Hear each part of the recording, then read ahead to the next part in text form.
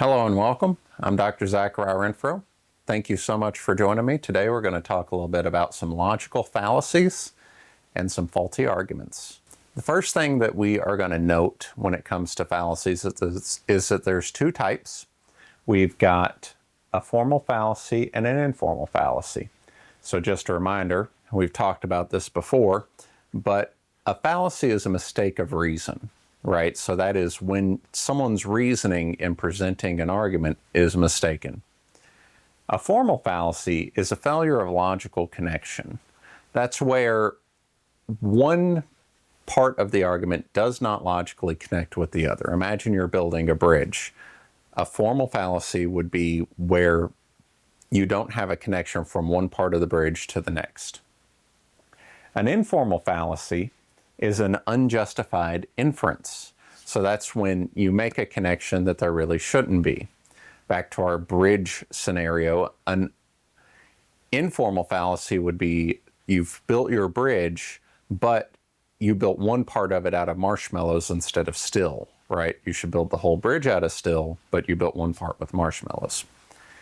And an additional note with this is that when we talk about fallacies, just because a premise is false does not mean it's a fallacy, right? A fallacy can have true premises, but can be, either improperly designed, such as a formal fallacy, or can have an unjustified inference, a bad connection. Going on to our first type of formal fallacy, we've got affirming the consequent. This is one that you'll see quite often. It goes P, therefore Q, Q, therefore P. So let's put this together in a simple example. It's raining, therefore the ground is wet. The ground is wet, therefore it was raining. Now, when put together in this style, we can see that just because the ground is wet does not necessarily mean it was raining, right? We got to remember that this connection here is a connection in which this first part, the antecedent, must be true for the consequent to be true, right? We can only disprove this connection if it's the case that the antecedent is true and the consequent is false. But what's happening in this argument is we're taking the consequent, the Q, and we're saying this thing Q happened, therefore that thing P must have happened. So back to our example. If it rains, then the ground is going to get wet. The ground is wet, therefore it rained. Now there's lots of reasons the ground could be wet. Perhaps someone was spraying your yard with a water hose. Perhaps a block of ice melted. Perhaps a helicopter carrying water for a forest fire accidentally dropped it on your lawn, right? All those things could cause the ground to be wet and it have not rained, right? So that's affirming the consequent. The next type is denying the antecedent. So it works in a similar fashion, but it's going to be a little bit different. So we start with our P, therefore Q, similar to affirming the consequent. P, therefore Q. It's not the case that P, so therefore it's not the case that Q. If it rains, then the ground will get wet. It didn't rain, so therefore the ground is not wet, right? As I discussed up here, this connection can only be proven false in the case that the first part is true and then the second part is false. So looking back down here, we're saying it didn't rain, okay, and therefore the ground is not wet. Well, the ground could still be wet, right? You could have turned on the water hose yesterday and then forgot to shut it off. So when you wake up, your ground is a swampy mess, but it didn't rain. So we see this fallacy right here as being one that is easy to occur, especially when it comes to more complicated arguments, right? You think about it, someone who's describing some effective medicines could get something like this. If you take Zorbatran, then your heart will be healthy. You didn't take Zorbatran, so therefore your heart's not healthy, right? Your heart could be healthy in other ways, but it is an easy mistake to make, just like affirming the consequent is an easy mistake to make. That doesn't mean that all the parts of the argument are false, just that it would need to be reorganized and resorted in such a way to make it a valid argument. We've got our next two types of fallacies. First, we've got the is-ought fallacy described by David Hume. This is the simple statement that just because something is a certain way doesn't mean that it ought to be a certain way. It is a fallacy related to values and the assessments of humans. So we know for a fact that the Aztecs practiced human sacrifice. Just because they practice human sacrifice doesn't mean that it ought to be okay to practice human sacrifice. Just because it is the case that everyone in your office steals printer paper doesn't mean you ought to steal printer paper. Just because it is the case that everyone donates to charity doesn't mean that you ought to donate to charity. Now, very good cases can be made for things such as donating to charity, but you have to build from the premise. You have to create an argument such as everyone donates to charity. It is good to do things which are good. Charity is good, therefore I ought to donate to charity, right? So in that way, it's not just relying on the fact that everyone does it, it's relying on the fact that it's good for some certain reason, right? Next fallacy we're going to talk about is the base rate fallacy. And for this, we're going to have to break out some symbolic logic. And we are going to be talking about cats, rats, this thing named Tex, and whether or not they're black in color. So there exists this thing named Tex, and Tex is either a cat or a rat. Tex is also black. 75% of all cats are black, and 45% of all rats are black. Therefore, Tex is probably a cat. Now, before we get too far into this, your gears are probably turning and you're thinking, okay, there's definitely a problem with this, but let's break it down a little bit more. Just because there's a higher chance that something that's black would be a cat, it does not necessarily follow from that a given black thing would have to be a cat. It could still be a rat, right? So that's the first part. There is still a 45% chance that Tex could be a rat. But then the next part we get to is in relation to the base rate, right? So we talk about, this 75%, this 45%. Now, assuming that there were an equal number of cats and rats, then you could make a reasonable argument. But in this example and in real life, there are a lot more rats than there are cats. So we see how we prove the base rate fallacy, how we prove this is a fallacy. It is the case that there are 20 rats for every one cat. Therefore, odds are Tex is a rat, right? If we look at the number 20 rats for every one cat, let's say we have 100 rats, that would mean we only have 5 cats. So let's break this number down with some math. We'll say 100 rats, that would equal 5 cats. So let's apply our statistics. 75%. So 75% of 5, we're looking at about four cats, right? So at 75%, that would be 3.75. Okay. Now, what about our number of rats? So 45%, that would mean there are 45 rats. So when you think about it, we've got this thing here, Tex, that's black. Is it more likely that it is one of the 3.75 cats? Or is it more likely that it is one of the 45 rats? All right, so we can see when we break down a little bit of the math, that it is the case that this is a fallacy. And we will talk about this a little bit later in the video, but there are a handful of fallacies related to the misuse of mathematics. So you got to keep that in mind. A lot of people don't necessarily understand mathematics and statistics, and it's very easy for bad actors to hide the truth or to distort things using math and statistics such that the average person doesn't understand what they're saying. Now we're on to a whole list of fallacies, and we're going to go through them one by one, but this will seem a bit rapid fire. So starting off, we've got majority belief, common practice fallacy. These are slightly different, but somewhat similar, and they're especially similar to the is-ought fallacy. Majority belief fallacy is if a majority of people believe something, then it is likely to be true. If 50 million Elvis fans believe that he's alive and in hiding in San Juan, that doesn't necessarily mean it's true, right? So that's majority belief. Common practice is similar, but it's in relation to actions.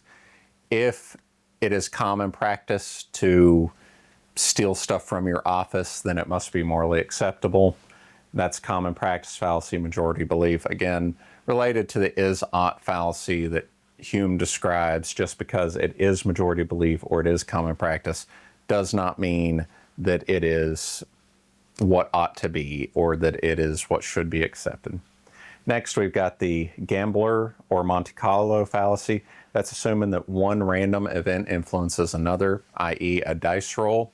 Your odds of getting 3 on a dice are 1/6, regardless of how many times you roll the dice and regardless of what number comes before you roll.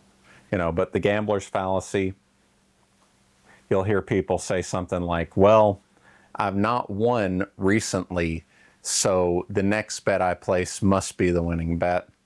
It's also called the Monte Carlo fallacy because at one point in the 1930s, there was a person doing a shot at the roulette table where black appeared something like 30 times in a row. Very highly improbable, but it did occur. So all the people who were betting on red kept thinking, okay, we've had black 3 times in a row, the next one must be red. We've had black 10 times in a row, the next one must be red, right? Whereas the odds of being red are the same regardless of how many times black has come before. Next, we've got 3 slightly connected fallacies that kind of follow a similar vein. We've got ad hominem, circumstantial, and tu quoque. So ad hominem is essentially an attack on the character or some other fact about a person who is presenting an argument. So someone tells you, you ought not steal. An ad hominem attack would be something to the effect of, why should I listen to you about not stealing? I once watched you double park. Ad hominem circumstantial is something similar. So for example, let's say a teacher tells you that they should give more funding for schools. You could respond to something such as, well, of course a teacher would want more funding from schools. A teacher's going to benefit from it, right? So you're taking some circumstance about the person or about the fact and arguing against it based off of circumstantial evidence. And then tu quoque, it's an argument from hypocrisy, going back to our don't steal example. Someone tells you, hey, don't steal. A tu quoque would be saying, oh, well, why should I listen to you? I watched you steal something, right? You might see this, for example, when it comes to drug use or alcohol. Imagine someone comes to you and they're an alcoholic or a drug addict and they say, hey, you ought not drink or you ought not do drugs. Tu quoque would be saying, well, why should I listen to you? You drink and do drugs, right? But their argument not to do these things could still be based on good reasons, even if they're hypocritical about it. If you were to ask most people who are in active addiction, I can't imagine very many of them will tell you that you should drink or do drugs. But, just because they're doing them doesn't mean that it's justified to do them, right? Next, we've got appeal to authority. Now, this is sometimes a fallacy, not always. If it's an appeal to legitimate authority, then it can be a good reason. So, for example, let's say that you are asking someone about how to repair a car and the person is a mechanic, then you can appeal to their authority. You can say, Joe, who's been a mechanic for 30 years, says that I need to replace my catalytic converter. Whereas if they don't have any authority, then it's a fallacy. So for example, going back to the car repair scenario, say you ask Billy, who's never even looked at a car, doesn't know what a car is, and he tells you you need to replace your spark plugs. That's not good evidence. You have no reason to believe what Billy says because he has no experience with cars or no knowledge of cars, right? Then we've got the perfectionist fallacy. This is arguing against something because it's not a perfect solution. So for example, let's assuming that cutting taxes generally improves the economy. Someone arguing with the perfectionist fallacy could say, well, cutting taxes isn't a perfect solution to the economy, so therefore we shouldn't do it. Well, in most cases, a person presenting an argument isn't presenting a perfect argument. They're just trying to present an argument that could be beneficial. Next, we've got confusing legality with morality. This is again related to Hume's is-ought problem. Just because something is legal does not mean it's moral, or vice versa. This is a case of saying, again, similar to majority belief, common practice, just because a majority of people or a society accept something to be a law or to be a practice does not automatically mean it's moral. For example, in the United States, there was a time period where slavery was legal. However, it was not a moral practice. It was just something that a majority of the population had accepted as being a legal practice. Next, we've got weak analogy. Now, analogies can be good, right? But they can also be weak. So let's think about an argument for banning guns. If someone says, well, you can't ban guns for high rates of death because people can also get killed by hockey sticks. The analogy of a gun to a hockey stick is a pretty weak analogy because they don't share many things in common. Whereas an analogy based on more similar features, such as an analysis of countries that legalize drinking at the age of 18, would be a good analogy, right? So you've got to look for things that are similar as opposed to things that are different. Then we've got confusing correlation with causation. It can be the fact that two things are correlated, but one does not cause the other.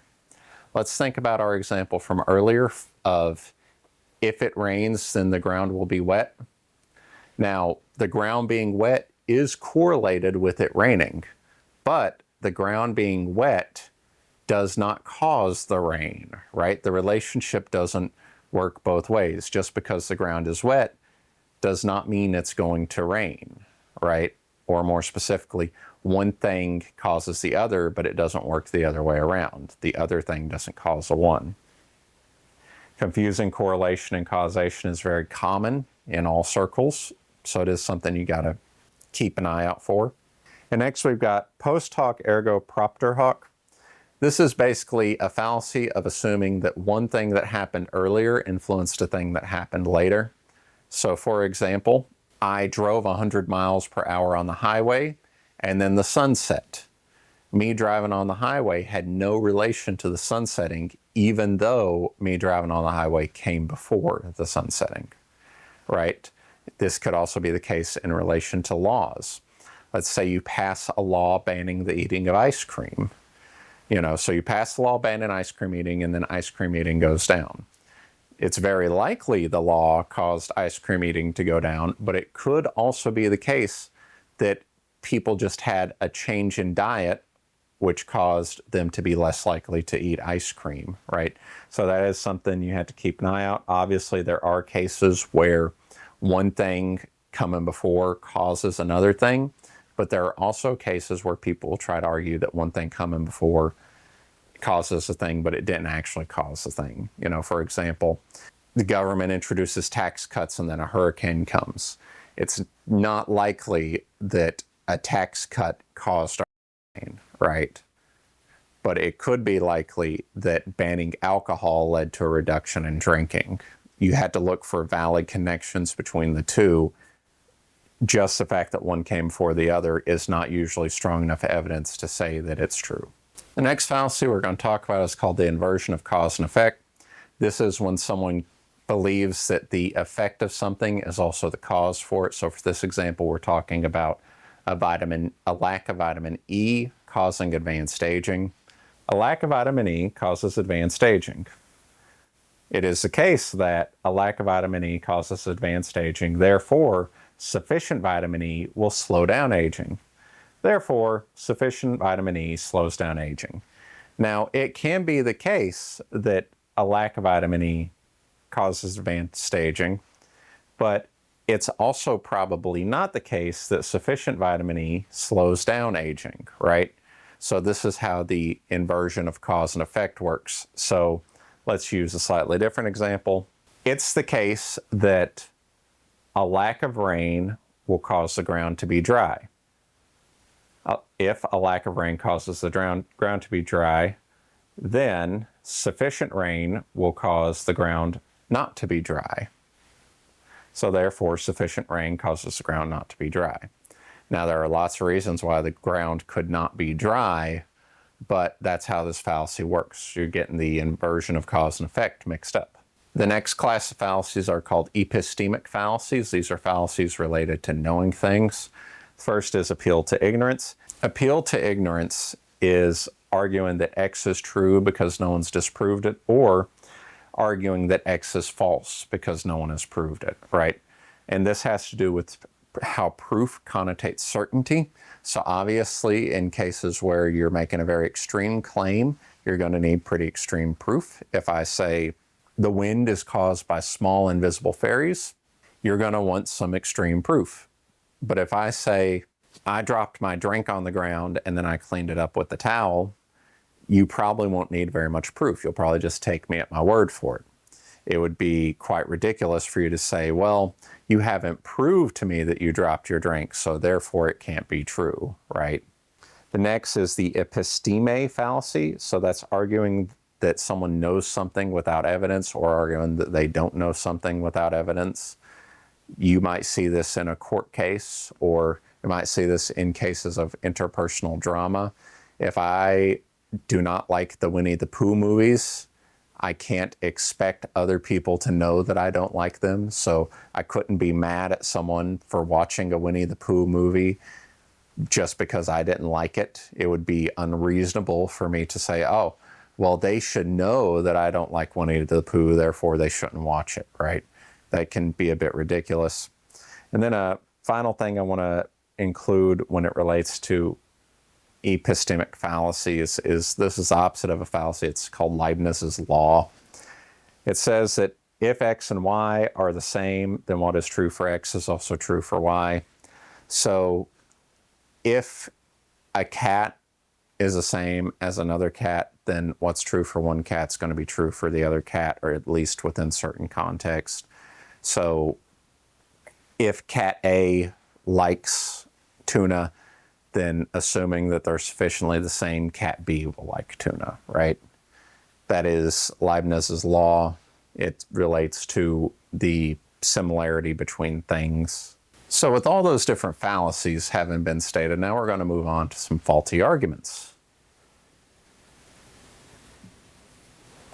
First is false equivocation. This is arguing that two different things are the same and hoping the audience or the person listening doesn't notice.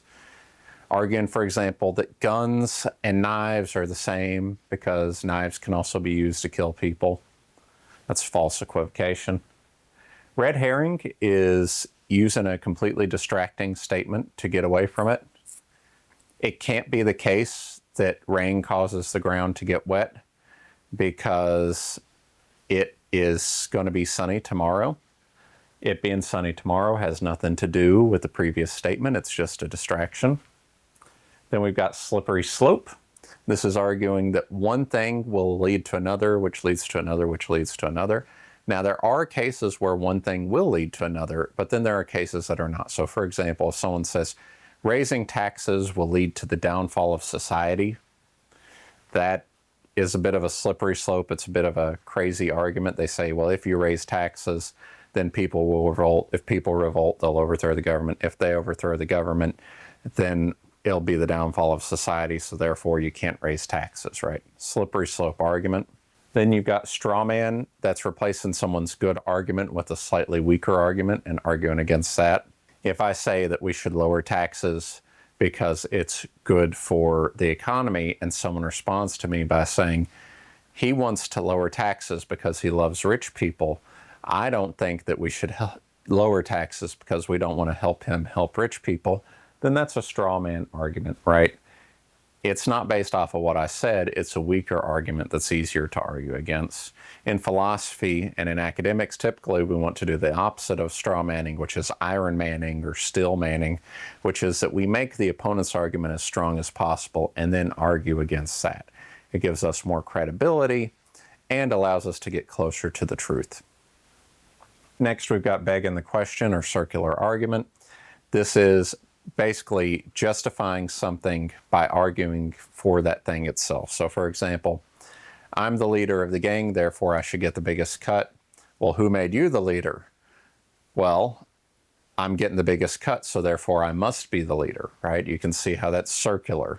I'm justifying something with the original premise. Then we've got false dilemma. That is two choices that are laid out as if they're a dilemma when there could be other choices. Either we raise taxes or you hate children. It's not the case that you have to choose between raising taxes or hating children. It could be the case that you love children, but you still don't want to raise taxes or some other thing, right? It's a technique used in argument to trick your opponents into not noticing particularly what you're arguing for. So that's false dilemma. Then we've got misuse of statistics. So I'll just kind of talk about these in general. Statistics are very easy to misuse and very easy to give tricky or faulty arguments for. So for example, with the medicine, let's say Suboxone lowers heart attack rate by 50%, but I don't tell you that the original rate was 5% and the new rate's 2.5%, right? It is true that Suboxone lowers heart attack rate by 50%, but it's a lot less impressive when it's given the additional context of the base rate, right? And then we've got margin of error and probability. Not so much particular fallacies, but just something that you should keep in mind. Any statistical analysis of people or certain things will have a margin of error. It could be a very small margin of error, but it will have a margin of error. For example, in political polling, the margin of error sets somewhere between 3 and 5%. So that means any number they give could be different with a plus or minus of 3 to 5%. So if they say Trump and Hillary are tied 50-50, well, it could be the case that it's actually 45 to 55 or 48 to 52, right? So you've got that margin of error because not only could their method of analysis be faulty in some way, but their data could be faulty in some way. And then as it relates to probability, again, there are lots of ways probability could be misused. When you see probability appearing in an argument, you want to keep your eyes open for it and you want to be aware of what's being said. Now, I know this has been a lot of material and I know it's been complicated. So if you're someone in my class, I look forward to hearing from you during the weekly discussion or in the forums. If you're someone watching this on YouTube, I hope that this has been helpful to you. Feel free to like, subscribe, or leave a comment down below so I can hear some of your thoughts on some of these things. And, let me end this with a question to you. When was the last time that you've heard a faulty argument or a logical fallacy? I'd love to hear that from you. Thank you so much for your time. You have a wonderful day.